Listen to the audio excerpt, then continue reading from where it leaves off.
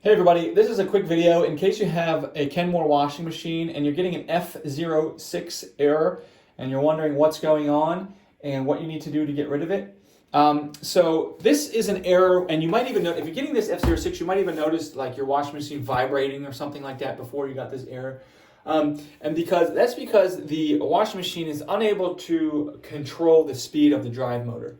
And so this can be a variety of issues. This could be the tachometer that actually measures the speed, which is why it can vibrate, because it doesn't know what's going on, doesn't know what speed. It can be the drive motor itself. It can even be the control board that's sending signals and receiving signals from the drive motor, or any of the wiring in between any of that stuff. Any kind of issues like that can give us this problem, which you're probably going to need to get help from a professional to figure out what's going on and replace the parts.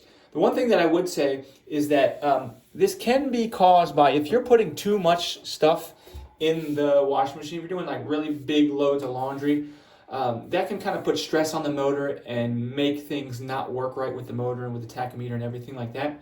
So if you're getting this error, try first just doing smaller loads of laundry and see if that doesn't avoid this error from coming back before you have to call a professional. Anyway, hope this video helped you. Thanks a lot for watching. Have a great day.